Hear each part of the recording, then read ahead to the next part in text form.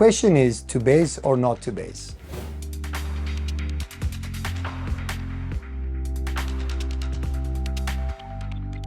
We've seen so many articles and buzzwords flying around about why one should BESS. Yet no one's really getting into the detail as to maybe we should not BESS, right? And this question is pertinent. Does it even fit your business model?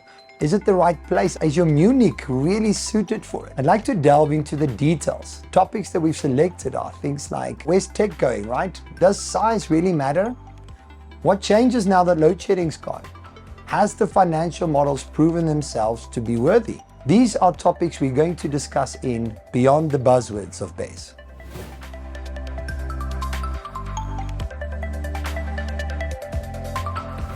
We just know more now, isn't it? When we started implementing these big battery energy storage systems, it was really to combat generators and the cost of generators because of the load shedding, or at least the grid instability. But when that subsided, owners were left with big investments and they needed to figure out how to manage them, how to get the most out of that investment. This has helped us gain a lot of experience in tailoring our financial models to see what happens in the real life. Having this experience in managing and operating plants, not only here but globally, right? We've gained a lot of knowledge to say, when does this become a financially viable investment and when does it not?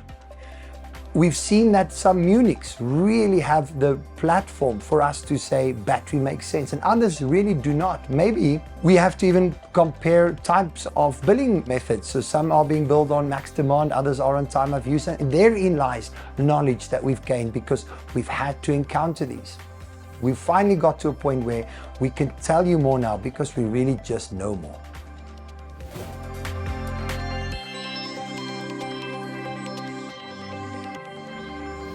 We only focus on to BESS and not to BESS, and maybe we also should ask the question, who should BESS? Who should invest in battery energy storage? Companies that have a sustainability target, a CO2 footprint reduction target, find themselves stuck. They have rolled out solar on their rooftops or on their properties, but it's only made at 25-30% dent. How do we move that to 40 and 50 and 60, maybe even to 80%?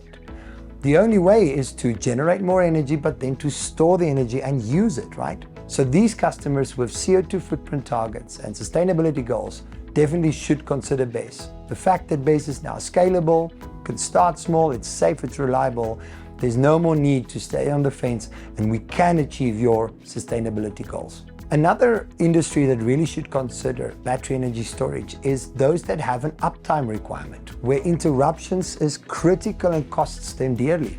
Think of flight simulators, we think of production facilities. The tech has come so far that we see seamless transfer between a grid outage and power being supplied to the load.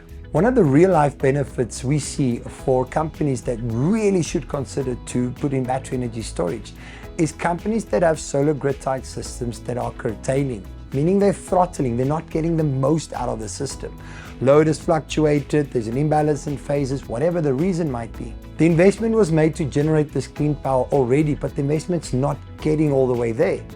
Adding a battery energy storage system to that grid-tied existing system will allow the grid-tied system to fully produce to its ability, storing the energy into the battery and then reusing at a later stage.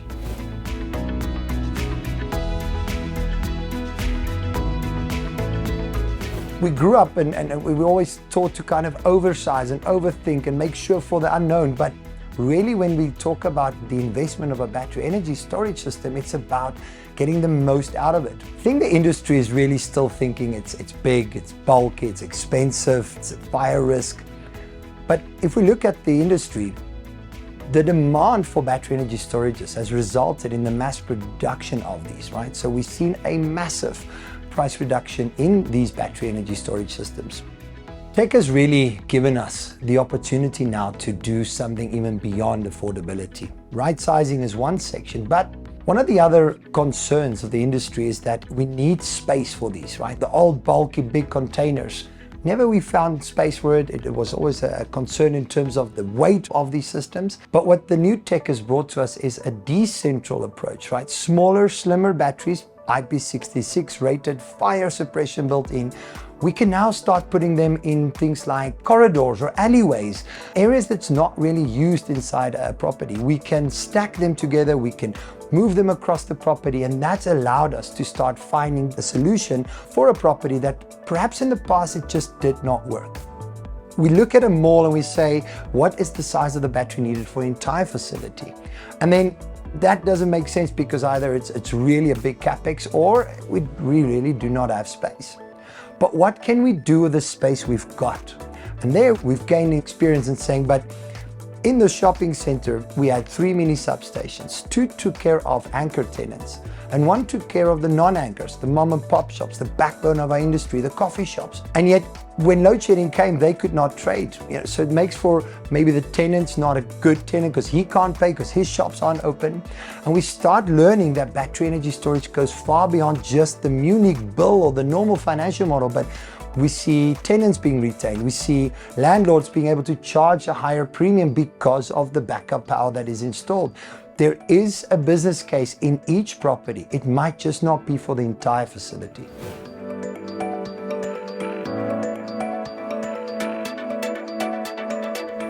One of the big risks when considering to BESS is fire, right? And it was in the older days before the tech advancements, it was a serious risk, is still today.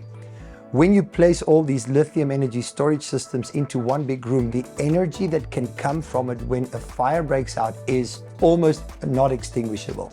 Tech advancements has gone beyond only the design and the scalability. Monitoring at cellular level brings about that we can detect a fire early enough that we can suppress and contain. Containment is now inside each and every little block. Fire suppression is distributed to the exact place where the fire is coming from. This has made battery energy storage safe and reliable.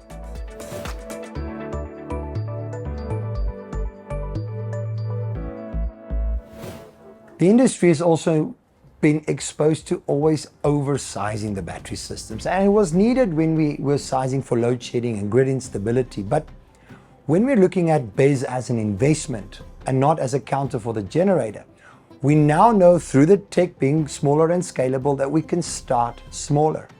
In fact, we would even recommend it. This is the way to start. Tech has given us the ability to add on and deploy fast when we need to.